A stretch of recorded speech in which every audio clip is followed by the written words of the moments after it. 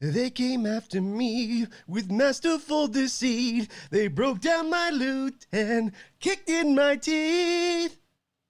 Toss a coin to your YouTuber, oh Valley of Plenty, oh. Toss a coin to your YouTuber, Valley of Plenty. Yee.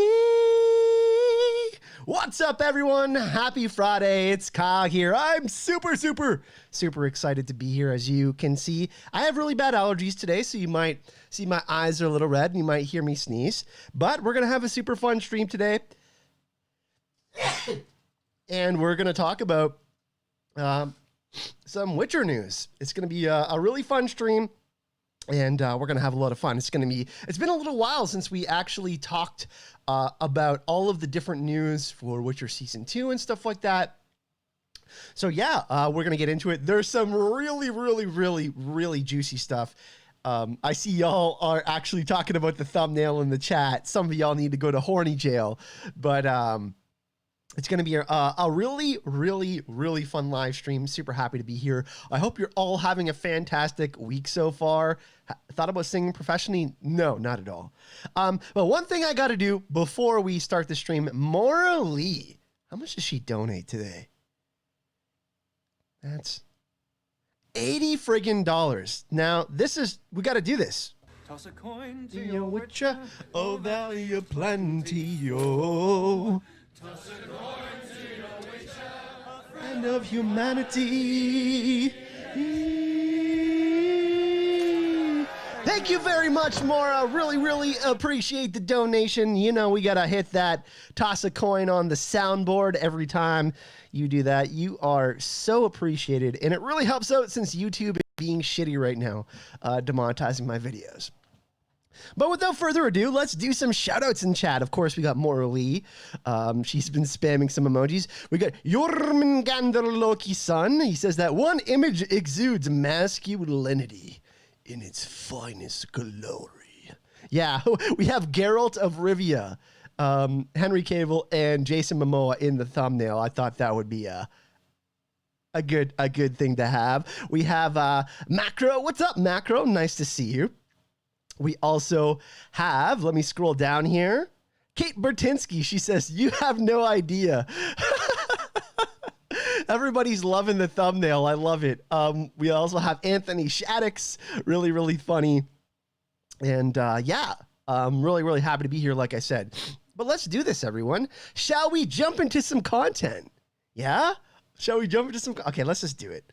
So make sure we got everything here. And we're going to switch over scenes. Boop.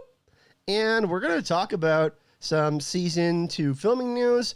We're going to talk about some Witcher prequel news. That's why Jason Momoa is in the thumbnail. Let's just break it out. Jason Momoa is rumored to be attached to the Blood Origin Witcher project, and he's rumored to be playing the first ever Witcher. We're going to get into that article. We're going to talk about some of the locations that they're filming at The Witcher. We do know that they're back after the whole COVID crisis. They are going to have to be really careful with some news coming out yesterday that Robert Pattinson Batman, for the new Batman movie, he tested positive for COVID. So if someone tests positive, shit gets shut down again. But let's cross our fingers, knock on wood, that doesn't happen.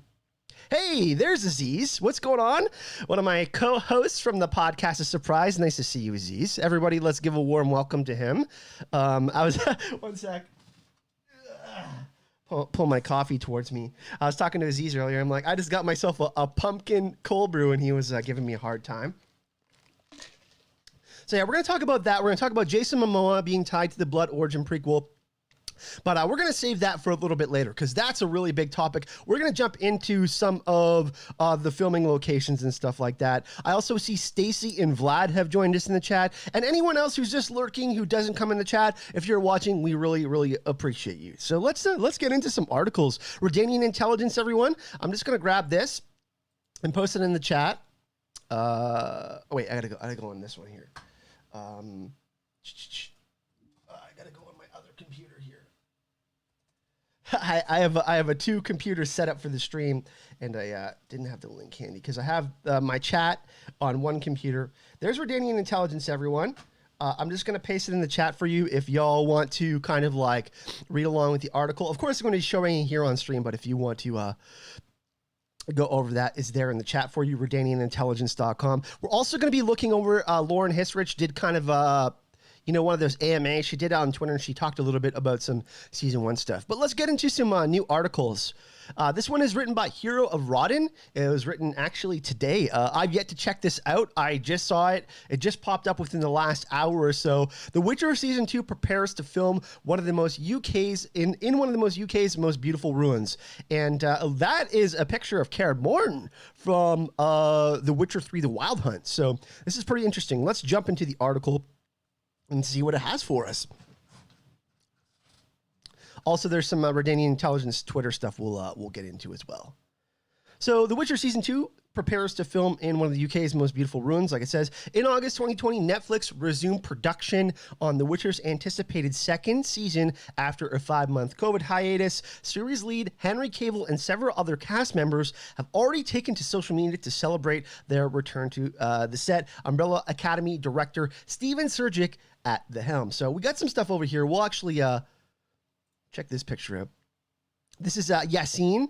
Yasin Atour. He's going to be playing, I believe, is he going to be playing Cohen? I think he is. So that's one of the Witchers we're going to be seeing next season. We got Therica. We can check out her. Absolutely beautiful. She'll be back for the season 2 of The Witcher.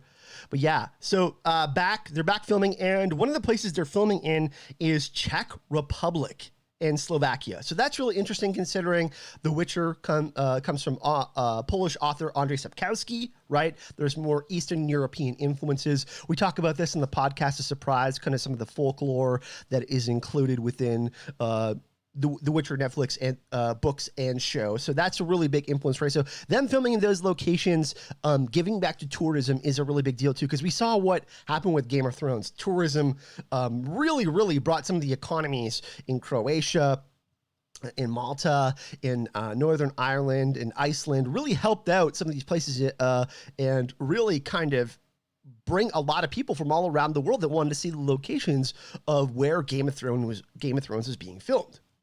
So they've been scouting new locations. It says, perhaps the most striking location observed by the Witcher crew is a ruin in North England called Fountains Abbey. The ancient Cistercian monastery, now in ruins, looks as though it was ripped from the pages of a fantasy novel. Take a look at these images below. So we're just going to blow these up. Pretty crazy. That definitely looks like it could be part of Kaer Morhen for sure. And we'll take a look at some Witcher 3 Wild Hunt Kaer Morhen pictures as well, just to kind of compare. And Maura, can you grab a link for Aziz's YouTube? Pretty much everybody is probably subscribed to History of Westeros, but you want to put that in the chat, or any moderator that wants to grab that and show Aziz some love. Here's another fountains. Like, look, this is definitely got to be Kaer Morhen. One of the things that I'm looking at here is on the right side of this picture, we see this over here. This is going to be kind of one of the entrances to Kaer Morhen. This is definitely going to be Kaer Morhen, everyone. I think that this, you'll see when I show The Witcher 3, The Wild Hunt pictures. Look that up to Google. We'll go Kaer Morhen, Witcher 3. It's inside the castle. So this is the outside of the castle in Kaer Morhen right here. I'm trying to find some of the inside shots.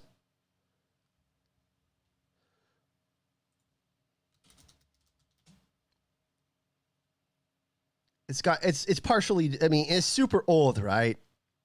And here's another great shot. So see this shot right here? Okay, no, it didn't want to do that. So anyways, that looks like one of the shots of Kaer Morhen. It's an open castle. Vesemir is one of the people who's like rebuilding parts of it. It's an older castle. And if we look here, like those are like pretty similar, right? Like it like this is such a beautiful picture. It looks like it's out of a video game, right? What a beautiful location. Oh yeah, this is going to be awesome. Yeah, this is totally Kaer Morhen, everyone. Looks like we're going to be getting an absolutely beautiful location for the Witcher Season 2. And I'm stoked about this, that they scouted this. we were so spoiled by Game of Thrones, right? Like we got all of those beautiful locations that we got to check out with the show. That was part of the thing that made the show so beautiful. Like all the Beyond the Wall stuff that we got, you know, with John and the crew going over there and stuff like that. That was really fun. Yeah, so this is I believe is Kaer Morhen, anyone. But anyways, you can check this out on Redanian Intelligence. They have the new article there. And yeah, Fountains Abbey was scouted by the Witcher crew several times, most recently by director Sarah O'Gorman from Cursed and the Last Kingdom. Last Kingdom is a great show. Both me and Aziz watched that. As such, the Abbey is likely to feature in the season's 3rd or 4th episode, which O'Gorman is in charge of. So that makes sense timeline-wise, too, because Ciri and Geralt are going to be traveling the countryside trying to get to Kaer Morhen, trying to, you know, Nilfgaard, the mages, everybody's kind of at war. Temeria, kind of everybody is trying to align themselves and what side they will be on. I mean, it makes sense if it's going to be in episode 4 or 5 that they get to Kaer Morhen around that episode. So really, really cool. Though we have not yet learned which scenes this crew plans to film here, 2 possibilities stand out above the rest. The most notable is Kaer Morhen, the ruined fortress of Geralt's mentor Vesemir calls home. If it was there, Geralt and the other Witchers belonging to the School of the Wolf, they got trained there, the School of the Wolf. And I think we should actually probably do a video on that. We have discussed the podcast of Surprise, kind of doing some separate episodes other than, you know, kind of the short story chapter breakdowns that we're going to be doing. But I'll do some videos on that, and I'll talk about the Trial of the Grasses too, because I think we're going to get some flashbacks to that possibly in season 2, kind of explaining kind of the process of how a Witcher is made. And now that we're going to be seeing Lambert and Cohen and Eskel and the other Witchers, they all have their personal experiences of becoming Witchers as well as Vesemir. So it will be really interesting to see if they show any of that in season 2. But like I think that's Kaer Morhen for sure. I could picture that for Stiga Castle, but that's way later. Yeah, I think this is like, let's take a look at this picture right here, like this picture. Like that's just like Kaer Morhen right there. I don't know. They're super similar, right? So, let's continue on with the article. At this stage, we do not know when the crew will emerge from their headquarters in Arborfield Studios. Wasn't Arborfield Studios also used for Game of Thrones? Someone need correct me on that, but I think that was possibly used. I can't remember. Stay tuned with Redanian Intelligence for the latest updates in The Witcher Season 2. So, guys and gals, I do think that this is Kaer Morhen. Like, it's just, yeah, this is such a beautiful location. Let's try to find if we can see any more. Here's another picture of Kaer Morhen in The Witcher 3. Trying to find some more pictures. I should have saved some before the stream. But we'll see the training of Ciri, hopefully, some of that in her relationship. Here's another picture. See? Like, this is just, it looks really similar. Yeah, I think like, even a real picture looks like a video game. Like, that's how beautiful this place is, right? Like, obviously, this is probably based off of this. You know what I mean? They're trying to find the most accurate description of that. So, really cool. I think this is Kaer Morhen. Really cool news. We haven't got a lot of news, obviously, because COVID has made things really difficult. But, yeah, what a beautiful location they found.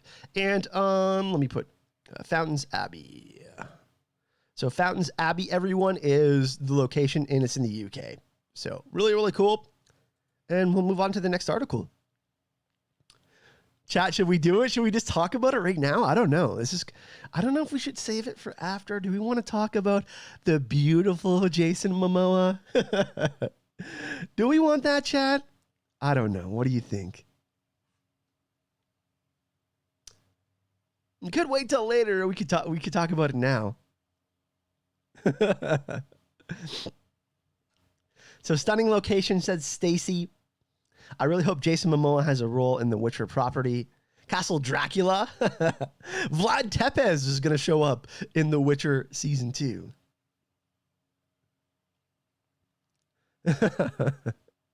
Marley says, I love you, Aziz, Shay, and the kitties. Yeah, I miss them too. I particularly miss Casanova. All right, let's just get into it. Boom. Rumor confirmed. Netflix? Question mark. That's kind of an interesting title. Netflix is looking to cast Jason Momoa in The Witcher prequel. So Hero of Rodden, another article by Hero of Rodden, great article writer. RedanianIntelligence.com, everyone. If you just scroll up a little bit, I can actually post it again. Let me get the actual article for y'all. Let's post it in chat for you.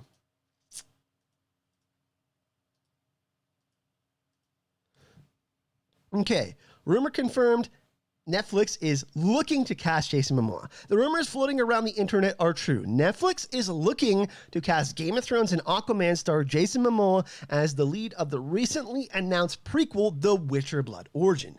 This news comes shortly after the news that casting has begun for the series. So we'll talk about this after we finish this article. The rumor was first reported by We Got This Covered. We'll go check out that article too, and quickly traveled across the internet. Though We Got This Covered has had somewhat of an unreliable track record in the past, they correctly reported on the prequel itself and its setting before it was announced by Netflix. Now it appears the We Got This Covered was once again right on the money, as we are able to confirm Jason Momoa's involvement with two independent sources. One of these sources is Production Weekly, which is as reliable a source as it gets in the filming industry. So here it is, everyone. There we go. Hive Mind, Witcher Blood Origin, status, Jason Brown, says all the producers, Andrzej Sapkowski, Lauren Hisrich, Tomac, who's from Poland, Declan DeBarra, who is one of the absolutely fantastic writers and singers you see in some of the songs. The Last Rose of Sintra, the song Geralt of Rivia, he is actually the vocalist for those and helped write those. But yeah, so it looks like they are looking. Here's what it says. Blood Origin will be a 6-part live-action limited series and a prequel to The Witcher, set in an elven world 1,200 years before the world of The Witcher. The show will chart the origins of the very first Witcher and the events that led to the pivotal conjunction of spheres, when the world of monsters, men, and elves merged to become one. Jason Momoa mentioned for the lead. I mean, where is it? Oh my God. Like, look, he's perfect. He's perfect for the first Witcher. Are we kidding? Jason Momoa is a superstar. He's the right, like, if they get him, they will get other people that will come to the project, right? Imagine getting Emilia Clarke or some shit like that. Oh my God. As a sorceress or some shit like Yen, that would be amazing. Or an elf, or like an elven queen or some shit. From what we're told, Netflix are hoping to cast Momoa in the lead role, the first ever Witcher ever created. It's important to note that Momoa's deal has yet to be finalized, and it's entirely possible that someone else will eventually land the role. So, no confirmation that Jason Momoa will be the first Witcher, but I mean, that's their number one choice, right? I mean, he could play. He could play Geralt of Rivia, right? Like, he's such a great actor. He's got a great physique. Like, he's obviously jacked. He's good looking. He can play multiple roles. He's funny. He can also be serious. And yeah, like, Henry Cavill is a huge name, right? They got the perfect Geralt of Rivia for the Witcher series. But getting the perfect first Witcher would also be really interesting, right? Like, if they are truly going to make this prequel catch like The Witcher has, they need a really, really good lead. Nenyan says, this is also a place I think can be used as a filming location for The Witcher. Be careful with those links, Nenyan. Maura, can you check out that link just before anyone else? I really appreciate you posting links, Nenyan, but anybody wants to post a link in chat, just talk to the moderators first. Just ask, and just we don't want to be posting like any weird links or any stuff like that, okay? But yeah, so Jason Momoa is that's who they want for the lead. The prequel will be overseen by The Witcher writer-producers Lauren Hisrich, who is the showrunner with Tomac, of course, for the original Witcher series, and Declan DeBarra, who will be the main showrunner. He says, I'm beyond excited to tell the story of The Witcher Blood Origin, says Declan DeBarra. So that's really interesting. But yeah, really, really like exciting news that they are going for this big of a name, everyone. a testament to the success that The Witcher season 1 had. You know, I talk always about kind of the success that Game of Thrones had, how many more books it ended up selling, how many people ended up becoming huge fans of the A Song of Ice and Fire original book series.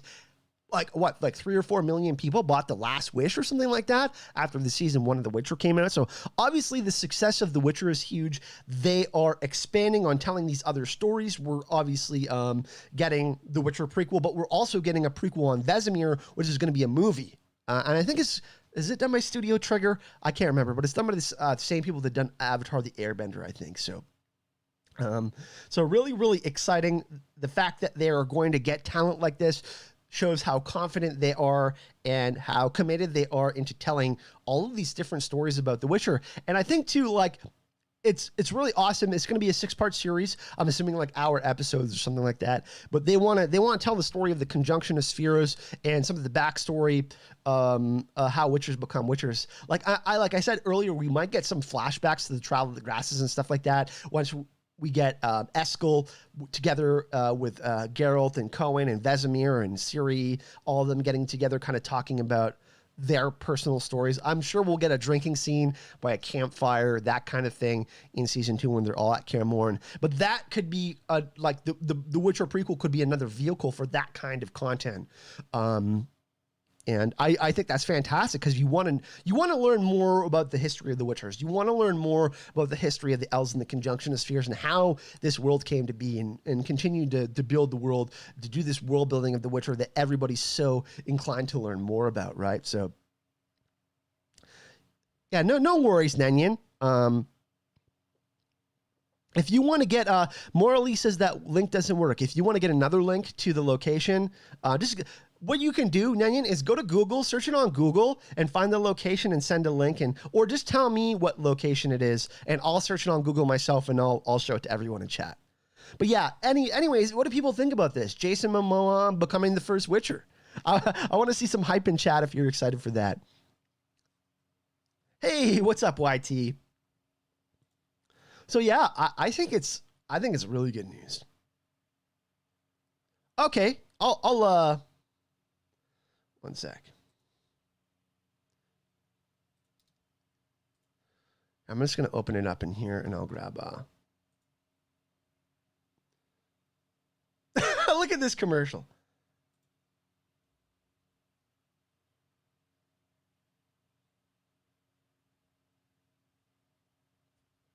So this is another location, Nenin?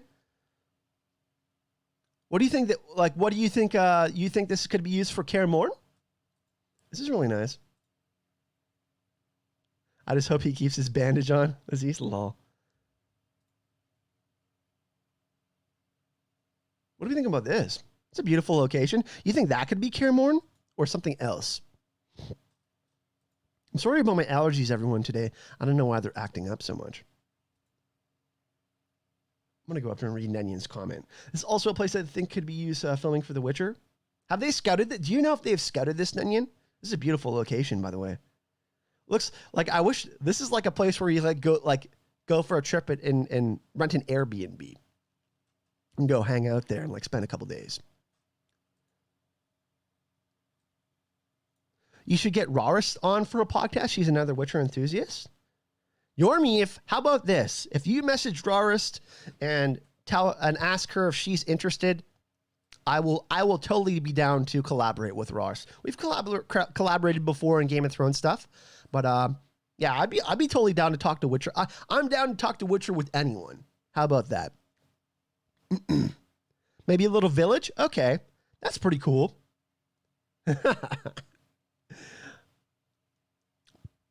So yeah, they're scouting other locations. Really, really cool.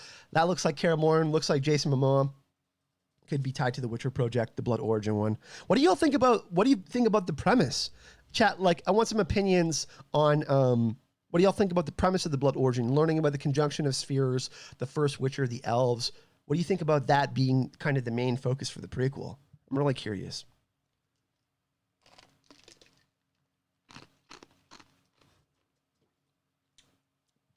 It's cool, Yormi. I'll reach out to her myself. I was just joking, brother. I have her on Facebook. We're friends. I'll if y'all really want that, If you guys want me to collaborate with more Witcher people, I'll reach out to them. I don't really know too many people in the Witcher community because I've just really started to make Witcher content.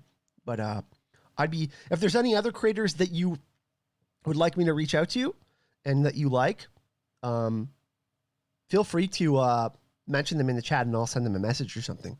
I'll check out their content. Hey, Bush Trek Bush. Guys, this is one of my friends from Sault Ste. Marie. He has an amazing YouTube channel and he goes to places all around Ontario and he goes on trails with his dogs and he does camping and stuff like that. But he brings his GoPro and didn't you just have an article in the newspaper, my man? But anyways, Bush Trek Bush, go check out his YouTube channel. He goes into the forest. He goes on all these different trails and he travels all around Ontario, the province that I'm from in Canada. And he shows how beautiful our locations are. Thanks for joining, my man. You don't know too much about The Witcher, the real YT? You know what I'm going to do, everyone? I think we need to do a giveaway soon. I think we need to do a Witcher giveaway. I think for the books. Nice, dude. Yeah, I saw that, man. I read it and I was super happy for you because I know how hard you've been working on the channel. Man, we'll get together for a pint sometime soon. Socially distanced, though. Yeah, so really, really exciting stuff. And let's get into another article about Blood Origin, about more casting. So the Witcher spin-off Blood Origin begins casting. This one's by Gravemaster. This one is a little bit August 27th, so it's about a week ago. I haven't been really keeping up with Canadian intelligence, but they're the best. Let me grab this for you all. Also, by the way, there's going to be another stream on Sunday on the channel. I'm going to have John Webster from Here Be Dragons. Some of you may know him. And we're going to be talking about The Mandalorian Season 2. So that's going to be really fun. We have a guest appearance. It's going to be at 1 p.m. Eastern Standard Time on Sunday. And we're going to be talking about The Mandalorian Season 2. So, and when the Season 2 of The Mandalorian drops, by the way, everyone, Helen and I will be reviewing each episode, and Aziz from the podcast is Surprise will be coming on for a couple guest appearances. I'll be doing tons of Mandalorian. You're going to be seeing a lot more Mandalorian content on the channel, by the way, everyone. So very little is known about the upcoming limited series, The Witcher Blood Origin, created by writers Declan DeBar and Lorna Hisrich, aside from the fact that it will take place 1,200 years before the events of the main series. That being said, development of the new spin-off is well underway. Earlier this week, casting director Sophie Holland tweeted that her agency had just begun working on a new project. Our sources confirm our suspicions that this project is indeed The Witcher Blood Origin, with filming set to begin sometime next year. Let's actually go check this out. We start Creative Week on a new project tomorrow, but it's also a Selling Sunsets theme week. So she's just tipping her hand. Sophie Holland is the casting director. If y'all want to go follow her, already following her. She's who seeks one of the great people and talented people who seek out actors and actresses for the Witcher series. As a quick reminder, the second season of The Witcher is currently being set to wrap filming around February 2021.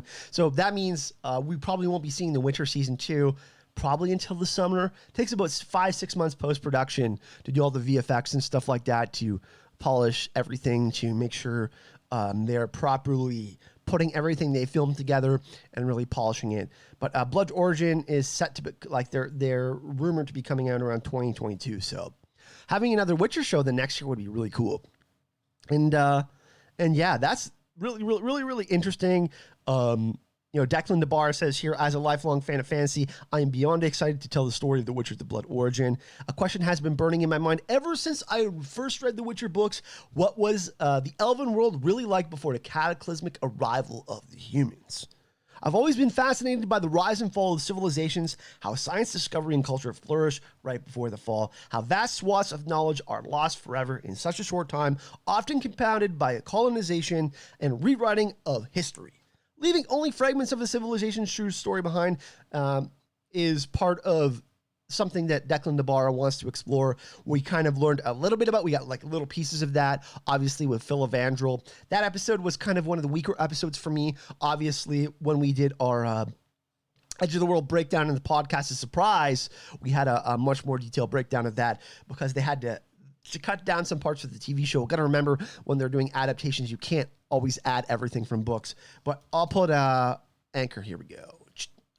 And I'll put the link to the podcast as a surprise for you, specifically the Edge of the World here. I'll put this in the chat for... But if you go check this out, everyone, podcast is surprise. Maura, can you grab that link? One sec. Yeah. Put it in the chat for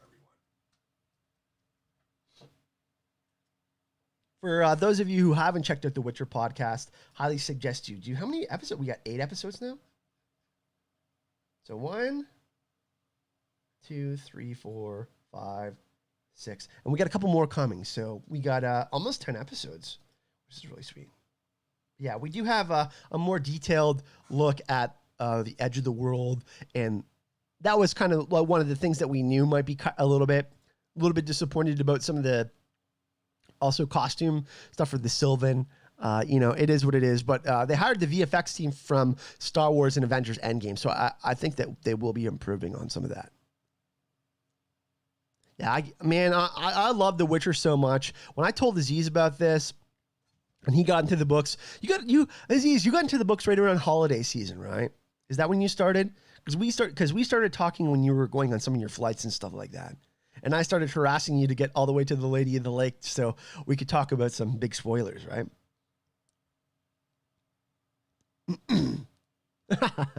I love it. So yeah, they're starting casting. And it'll be interesting to see if we get some of these Game of Thrones actors and actresses like Jason Momoa.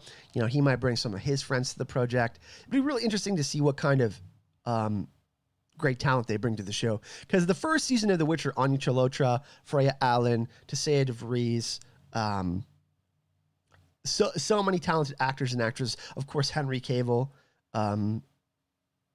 Just really, really knocked it out of the park as far as casting goes. And Jodie Ann May, who played Maggie the Frog from Game of Thrones. She was great as Calantha. And I just think they're really headed in the right direction. And it's just started, right? 4 years ago, I entered the YouTube game when there was already so many content creators out there and already a huge discussion. Like 4 or 5 seasons of Game of Thrones were done. And we got like 6, 7 seasons left of this great Witcher stuff. So yeah. History of Westeros. I started reading them about 10 days before Netflix dropped the show. I remember Aziz read 3 books in 3 days. He read 3 or 4 books in 3 or 4 days or some shit. It was insane. I'm like, oh my God, you're already on Time of Contempt, dude? You're insane. He was eating that shit up. The one thing I will say, though, is that they're an easier read than the A Song of Ice and Fire novels, which Aziz is an expert on. So yeah, it's pretty interesting. Gal Gadot involved? Oh my God. Gal Gadot and Jason Momoa? I think people's heads would explode. There would be too many good-looking people on one show. How many Witcher books are there? There's 8. Wait, is there 9? Yeah, there's 8 in total. 5 main novels and 3 short stories. A Season of Storms came after Lady of the Lake and was kind of expanded on some of the talking points the fandom was, yeah. Loving this. So yeah, a lot of really cool news for The Witcher that's been coming out, everyone. Overall, what are you most excited for? The filming locations, Jason Momoa being cast for the prequel, the fact that we're back filming, that's a big deal. Right? COVID has made it really difficult for all sorts of different productions, movies, TV shows, all sorts of different productions have had to halt their, just production in total, right? Not just filming. So I think it's really good. It's progress, right? We need some victories this year. We need some W's, right? And by the way, I want to give a shout out. I want to do this. A big thank you to everyone who's been tossing a coin in the comment section to our podcast. A friend of humanity.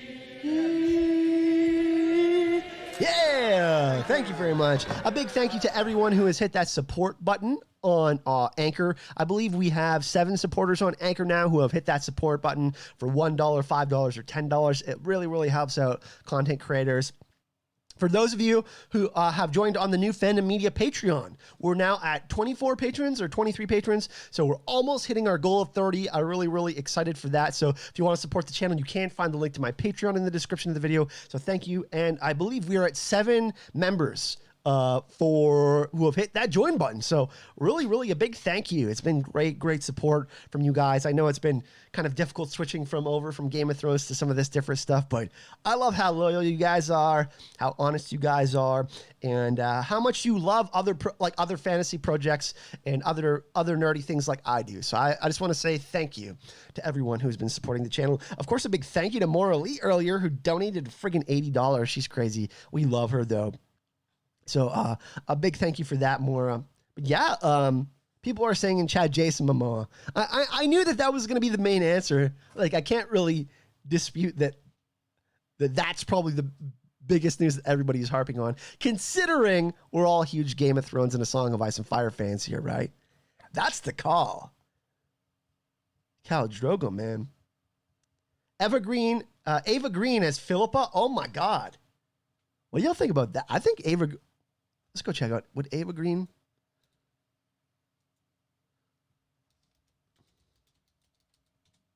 Oh, psst.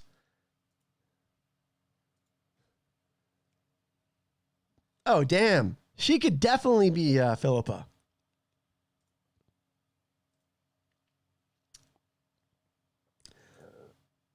Oh, yeah. She could be Philippa for sure. I don't know, though. Has she been tied to the project at all? That's kind of, now people are just doing dream castings in the chat. I kind of love it though. Yeah, she's got the right kind of temperament. She can do a variety of different ones. She's beautiful.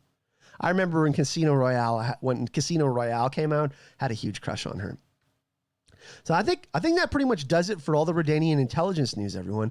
Let's go to the original. We got this covered. It's not secure. My God. Let's go to the original article. So yeah, they were the first ones to report this. They usually have a lot of clickbaity articles, but that's pretty cool. So show some love to We Got This Covered, because they were heavily reporting on the announcement of the prequel and this. So big props to them. Let's go check out if we got any more news from Redanian intelligence. Did we check out this yet? Okay, that's July 21st. Yeah, we definitely checked it out on the previous stream. Let's go to some Twitter stuff. Let's check out some Redanian intelligence Twitter and see what else they have here. A big props to Redanian intelligence, by the way. They put out great stuff. So Yasin Ator, he's going to be playing Cohen. They're on set. Look at how shy she looks. Filling young Wallander. That's pretty cool.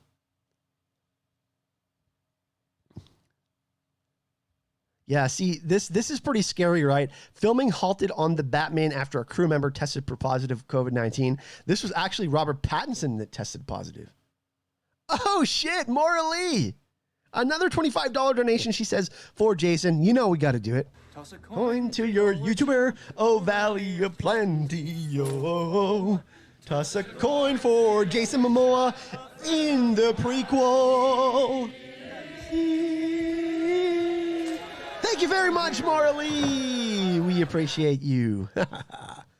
Yeah, I mean, I'd be so stoked if Jason Momoa is one of the coolest dudes on the planet. Let's be honest. He fights for climate change. He fights for women's rights. He's just a great dude, and he's so chill and laid back. You know what I mean? For being such a masculine man. I mean, isn't that a true testament to being a real man, to have empathy, and not just being this super tough guy? Jason Momoa is, and like when he found out about Emilia Clarke, how good of a friend he was then, supporting her when she had her injuries, her life-threatening injuries. So that's he's just a good dude, man. I'm so happy that he's got all of his success, and I'm really excited to see him in Dune. Yeah, he's easy on the eyes too. Let's just be honest. He's a beautiful human. So let's go to Lauren Histrich's Twitter. She was talking about some cool stuff from season 1. We'll investigate that. We'll come back to Redanian Intelligence. So this is just a Twitter thread. She was like, hey, fun facts about The Witcher Netflix right now. I have a few minutes to spare on set, and with all the excitement about the BTS doc, I would love to answer your questions about season 1. I'll get through as many questions on topic, queries as I can. And then she has some emojis here. Here, Netflix asks, does Geralt actually smell bad? Depends on the day, Lauren says. Sometimes like an onion, sometimes like day-old dirt, sometimes like a stuffed unicorn. That's really funny. Well, I blame the last one on Yennefer. Oh, this is such a great thread. And there's someone who's like a big Yennefer stan. If you smell like a stuffed unicorn, you should thank Yennefer, not blame her. Shame on you. True. Netflix, Annex on Netflix asks, in a hypothetical battle, who would win between Jaskier or Roach? And why is it Roach? This is pure comedy. Battle of wits, of ballads, of size of teeth, you must be specific. True. Bet Roach could nail out a ballad or two? Oh my God. Okay. This is like one of these threads you see, like meme threads. This is a real meme thread, by the way, everyone. Witcher, oh, come on. Shocked. Clown of Rivia. Shocked bard noises. Lol.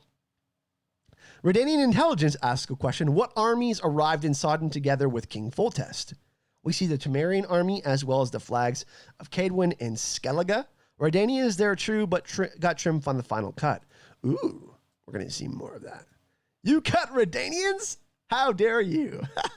Considering RedanianIntelligence.com, see the irony there. Lol. You've been watching Jason since Stargate Atlantis, Real YT? Yeah, he's great. In the books, I feel that Geralt's relationship with Yennefer brings a bitterness because it doesn't happen how they like, and because of so many comings and goings in their relationship. So in view of what was built in season 1, can we have a more optimistic future for them? I love to bring hearts together and then break them over and over and over again.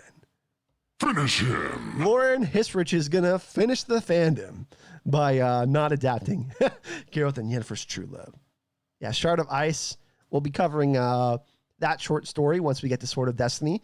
We have one more short story to go, A Voice of Reason in the podcast, and then we'll start getting into Sword of Destiny. Josh Anderson asks, I just want to know how much does Henry love the game, and will he nerd out with me on the games? And I would love to talk about the books with him because I've never read them, but would someday say, if you can you tell me the order of the books? Go, please, and thank you. So yeah, that's Josh. I love you, man, but that's too many requests, I think. He is the best kind of nerd, and here's the generous suggested order. Oh, so Lauren put Season of Storms after Sword of Destiny. That's really interesting. The Last Wish. I don't know. I don't know if I necessarily agree with this. For those of you who have read the whole series, Aziz, are you still here? Do you agree with this? Season of Storms being put in the third spot? I don't know. I don't know if I agree with that. Because there's a specifically huge thing that happens in Lady of the Lake that kind of gets illuminated in Season of Storms. So I guess I could see how it could be here. I don't know, though. I don't know if I necessarily agree with it. Hey, what's up, Amy? Nice to see you. Also, any personal moments from the saga you enjoyed and can't wait to translate into TV or dread or do so? Blah, blah, blah. I have dreams of getting to all sorts of short stories. I love S.E. Davin someday. Will I be able to? I don't know, but whether made me fall in love with the saga. Which scene was the most challenging to film? There were challenging locations like the 45-minute hike to the top of Rogue Nuplo when Yennefer fights the Roachhound Mage. Challenging fights, the one in Blaviken, obviously, which we rehearsed for 10 days. Challenging emotional depths, Geralt and Ciri meeting at the end. But she says she loves the challenge. Let's like this comment. Here's another question. While writing Geralt, do you see him as more of a confident or does he worry about certain things? What would he have been if he wasn't a Witcher? And I need to know, does he like dad jokes? And if I ever meet, okay. Dad jokes are a surefire win, says Lauren. I think Geralt's innately confident with mostly everyone in his life. But then there's a few people, ladies, who make him dig deeper and get to his soft center. And a farmer. Definitely a farmer. That's really cool. She answers a lot. Holy crap, man. Guys, look at how many questions she answered on Twitter. Wow. This is amazing. This is a showrunner for one of the biggest shows on the planet. I have so much respect for this.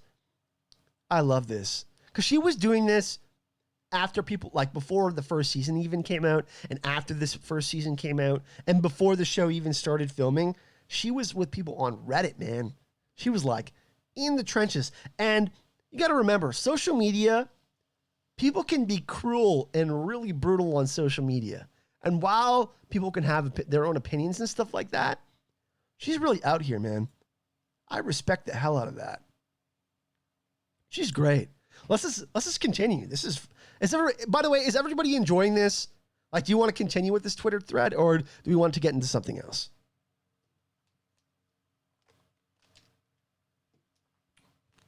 Just let me know. She's answering all sorts of cool questions that haven't really been answered. By the way, does everyone know, like, if you have Netflix, there's also a making of The Witcher. It's about a half an hour long, and it's really cool. It has Declan DeBar in it. It has all of the main cast. It has the actor for Cahir in there. It has kind of cool little tidbits about what they think about their character and the world and stuff like that. So if you haven't checked it out, it just released like last week. Netflix making The Witcher. I highly suggest y'all. I would watch it on stream with you, but we would get a copyright strike for that. So unfortunately, we can't do that. Jacqueline, welcome. Haven't seen you in the chat before. Nice to see you. If anybody new is watching in the chat, by the way, feel free to come hang out and post comments or questions. We're down. That's showrunning done right. Like, look at this. We'll go through a few more if y'all want me to.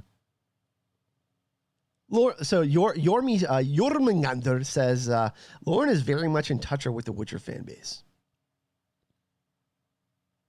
Hey, what's up, John Haymaker? What's going on, my man? Okay, so does a season 1 gag reel exist, and will it ever get released? Lauren Hisrich. Our actors never flub. Our showrunner never gets stuck in the mud at the aptly named holiday camp during the series Zolamine. We are perfect. Wink, wink, nudge, nudge. No. One doesn't exist except in our heads. So yes, actors do flub. So Jormungandr says, I like the fact that Lauren actively seeks out those who have constructed criticism in order to improve instead of sitting in a bubble. Yeah, that was kind of one of the main criticisms of D&D towards the end of Game of Thrones, right? We had some of the actors like Nikolai and some of the other main cast kind of speak out and some of the directions they took. And obviously the writers and the showrunners have a specific roadmap on where they're going to take the show. But obviously, if you got such talented actors and actresses and you're at the end game of your story, it would still be constructive to consider their opinion. If they have been like, hey, like this might be something we consider, even if it's going to be different from the books, adaptations are going to be different, right? So I don't know. This is one criticism that I did have of D&D. So yeah, actively seeking out people who might still give you criticism is something that is quite rare, I find. Rhiannon M. Was any of the dialogue improvised? Characters like Jaskier seem ripe for that. Lord Hisper says, yes, the worst thing I can do is not leave the room for breathing and adjusting in scenes. The actors embody these characters for so long and often have great pitches that strike a specific tone. Jaskier's entire speech about berries in episode 106 was on the fly. Pardon me. So it's funny because we just did our Last Wish episode on the chat. Was it last week or the week before? I can't remember the days, man. But we just did our last Wish episode, and you know, there is moments that look like they could seem improv in that episode and other episodes in the first season. But this is really sweet for her to admit it. Like, this is what we were just talking about previously before the question of, does she take into consideration something that is organic, right? Something that may not be written in the script. Taking people's advice, taking the creative forces from these actors and actresses, taking their talent and manifesting that, even though it may not be in the plan. I think that's really cool. Mate says, I know you want to portray Geralt in season 1 less talkative and eloquent as he is in the books. Will we see a more talkative Geralt in the future? Thank you for the good work. Lauren says, we know from the books that he can talk for pages and pages and pages. Oh, Lola. In our world, Geralt talks only when he wants to whom he feels comfortable. In season 1, he talks mostly to Roach, but he'll widen his circle soon. So this is kind of a preview that we're going to be getting more conversations, maybe some campfire talks with the Witchers. Yeah, there's going to be a lot more dialogue, especially with the Witchers like Vesemir and Cohen and Ciri.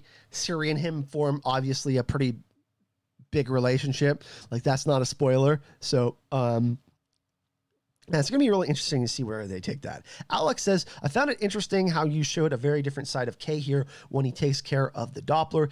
Ciri, like, that's maybe the only scene where we properly see the man behind the helmet. Can we expect more of the backstory of Cahir in season 2?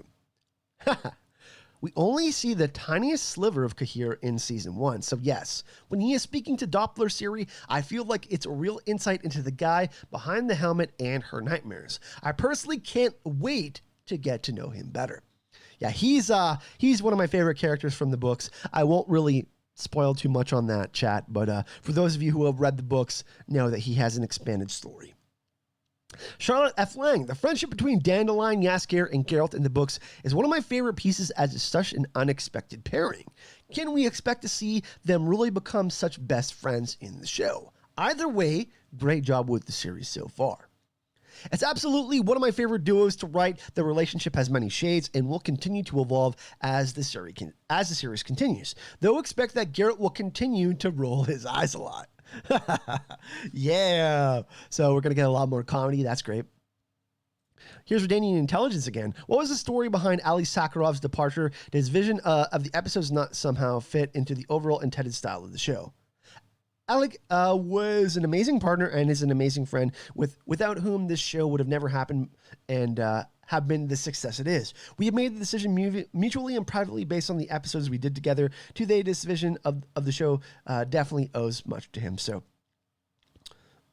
it's a nice answer. You know, I mean, she's not going to get into politics or anything like that. The kind of the behind the scenes stuff that may have happened, that's just not in her interest. And yeah, that's honestly none of our business.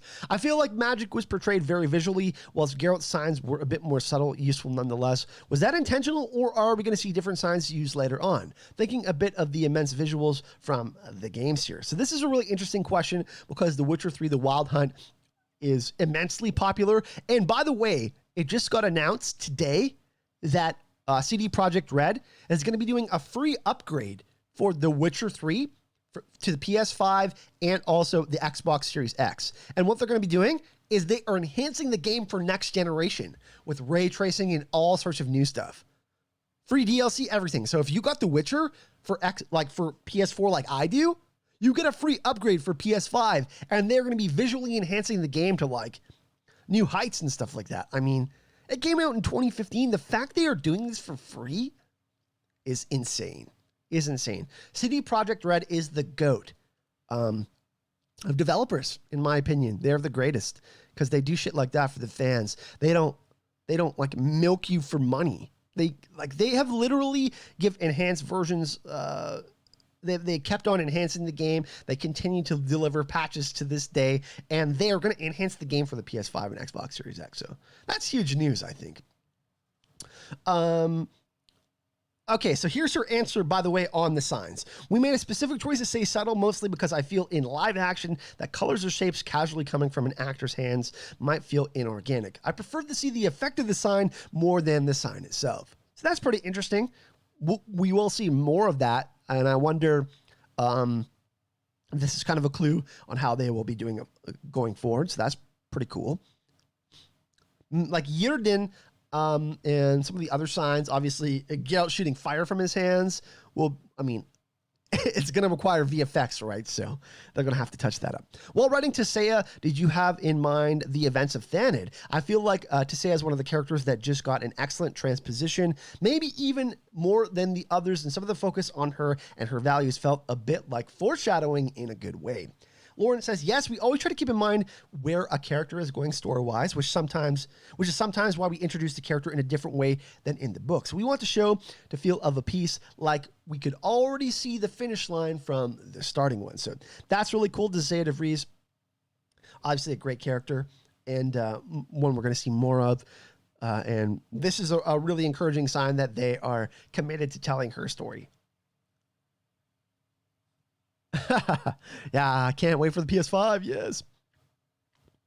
Mayanna Burring. Mayanna's approach, she says, prepared and spot on and pulled together exactly like her character. She's also a mother in real life and held me in her arms the very first time my kids had to leave after a visit to Budapest because I felt so broken. She is kindness epitomized. She was also, by the way, very, very, very supportive of Anya Chalotra, who plays Yennefer, and the other female actresses on set. She's been described as some of the glue on the set, so that's really cool. I love the stories of the humanization that we get to see, because often we put these people on pedestals because they're so talented. They play our favorite characters in shows and movies, right? And to see these kind of stories from behind the scenes is really cool.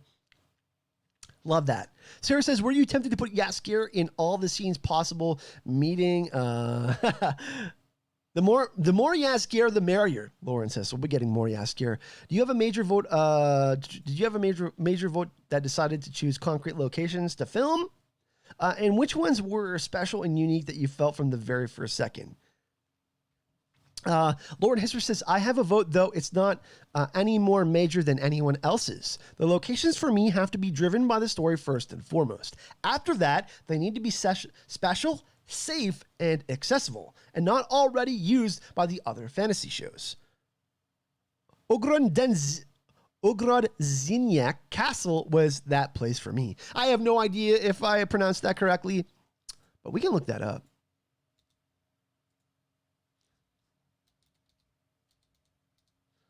Oh, there it was.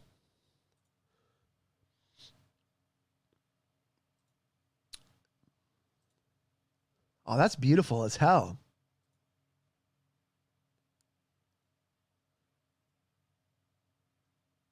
Oh, hell yeah.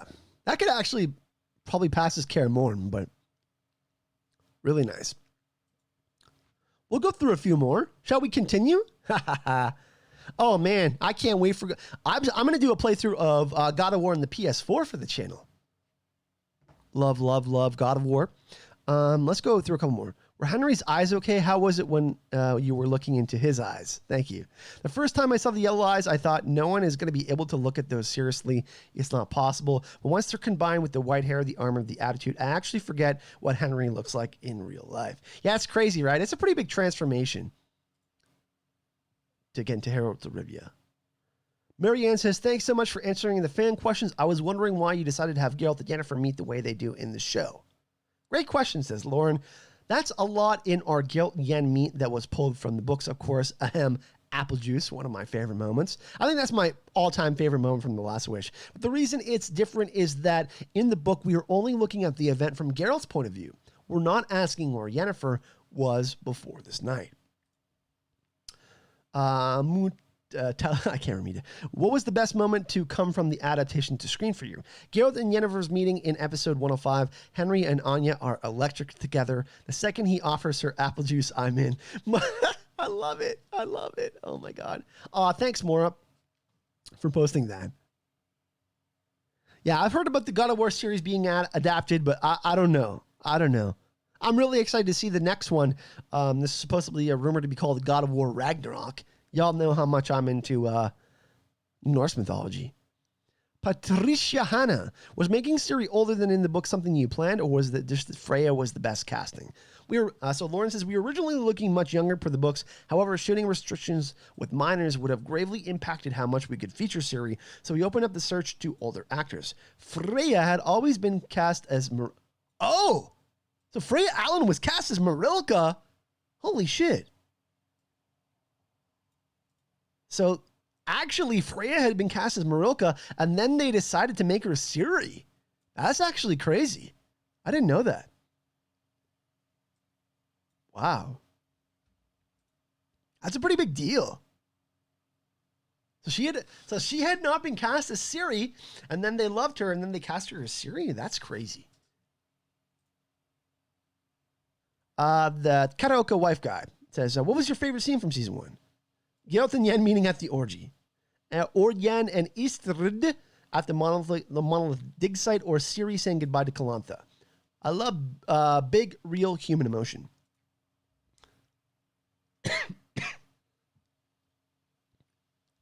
John, Matt, we'll get to a couple more and then we'll wrap it up.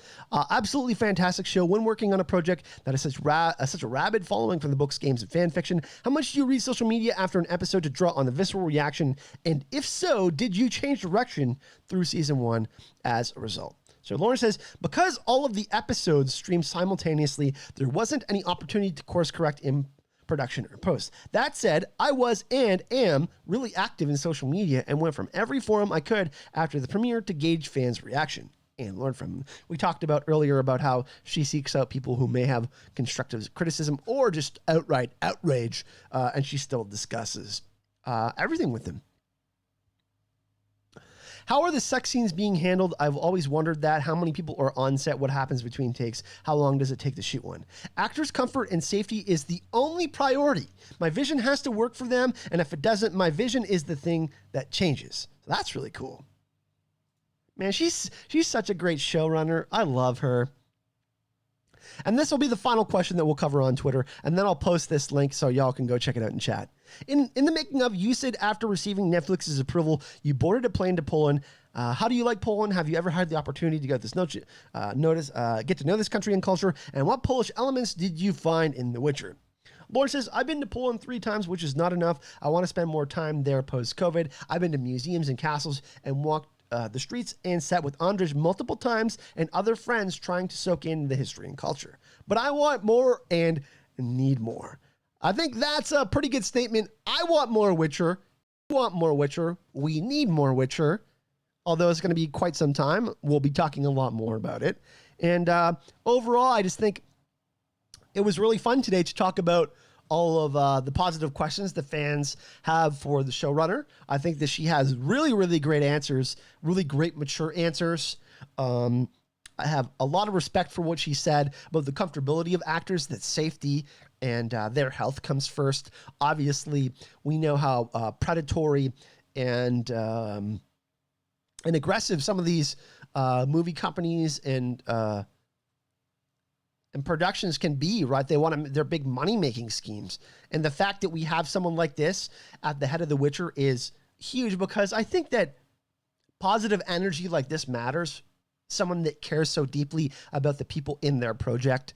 I can't really say more than enough positive things about Lauren Hissrich and these answers. Absolutely fantastic. Of course, fantastic news about Jason Momoa. If it's true he does get the role, hopefully he will accept. I think that would be really cool. His other show, Frontier, is not getting another season, so he may have more time.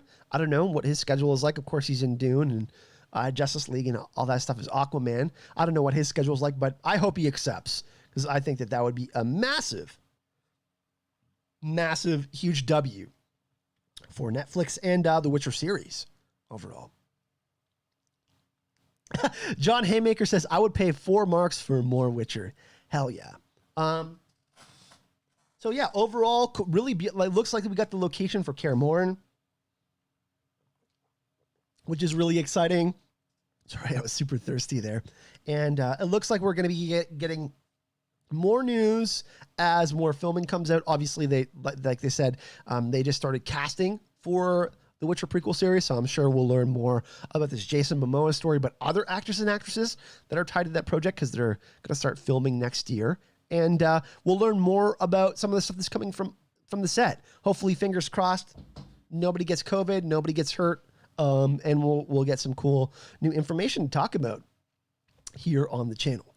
So yeah, positive vibes are super important.